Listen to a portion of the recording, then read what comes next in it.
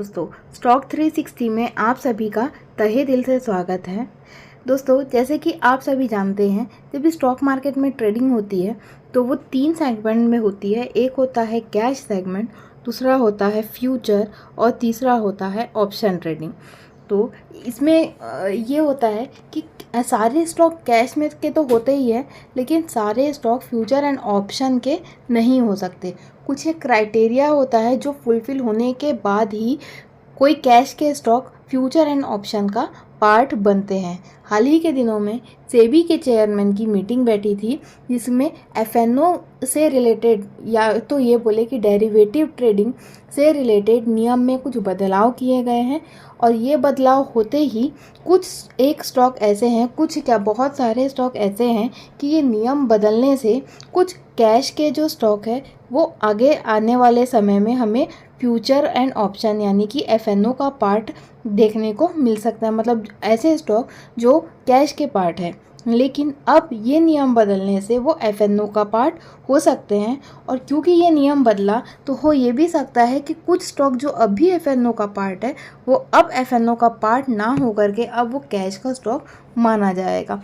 तो दोस्तों, जानते हैं ऐसे स्टॉक के बारे में कि कौन से वो स्टॉक हैं जो एफएनओ का पार्ट हो सकते हैं और कौन से ऐसे एफएनओ के स्टॉक है जो अब कैश के स्टॉक हो जाएंगे यानी कि एफएनओ का पार्ट नहीं होंगे। तो दोस्तों, पहले इसका इम्पैक्ट समझते हैं कि दोस्तों, अगर एफएनओ में का कोई भी स्टॉक होता है तो अगर कोई भी कैश का स्टॉक एफएनओ का पार्ट माना जाएगा अगर, तो ये एक स्टॉक के लिए पॉजिटिव न्यूज़ है। क्यों ये पॉजिटिव है? क्योंकि कोई भी स्टॉक अगर एफएनओ में आता है तो उसमें ट्रेडिंग बढ़ जाती है, वॉल्यूम बढ़ जाते हैं, तो ये स्टॉक में उस स्टॉक में हलचल देखने को मिलती है।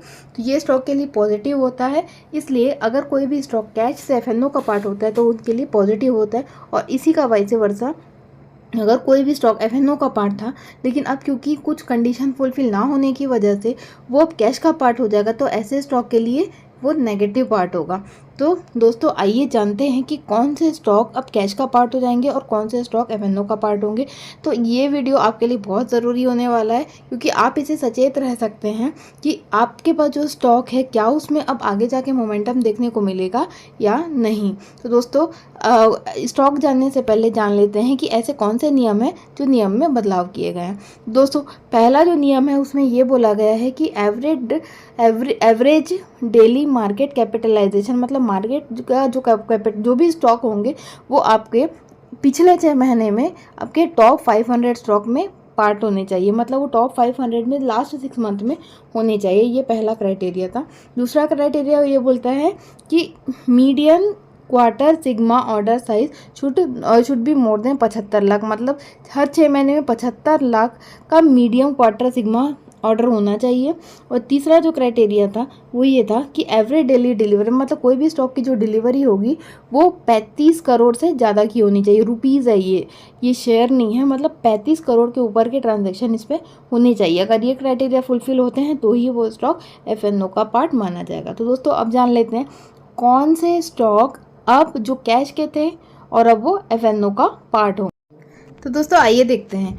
पहले स्टॉक की बात करें तो स्टॉक है जोमेटो। ध्यान रखिएगा दोस्तों, ये सारे कैश के स्टॉक है जो अब हो सकता है कि आगे जाकर ये एफएनओ का पार्ट बन सके। मतलब इसमें और भी ट्रांजैक्शन देखने को मिल सकते हैं। ये स्टॉक के लिए अच्छी खबर है। तो पहला स्टॉक है Zomato, Yes Bank, Jio Finance, NHPC, Adani Green, IRFC, Varun Beverages, Union Bank, BSC, Adani Total Gas, LIC, Avenue Supermart, JSW Energy, Max Health Care, Bank of India, CG Power, LJVN, Oil India, CDSL, KPIT.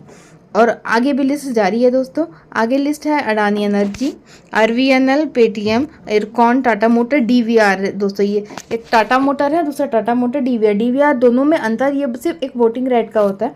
अगर आपके पास Tata motor है, मतलब जो बड़ा वाला Tata motor है जिसका भाव लगभग 950,000 के आसपास चल रहा है, अगर वो स्टॉक अगर आप रखते हैं तो आपके पास वोटिंग राइट होती है।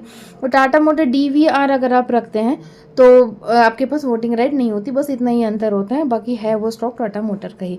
तो आगे बढ़ते हैं। मैक्रोटेक डेवलपर, हुडको, IRB Infra, Mazagon Dock, Swan Energy, APL Apollo, PB Fintech, Kochi Shipyard, India Cement, Nykaa, Finolex, Mill, Sona, BLW, Bharat Dynamic, Poonawalla Fincorp, NCC.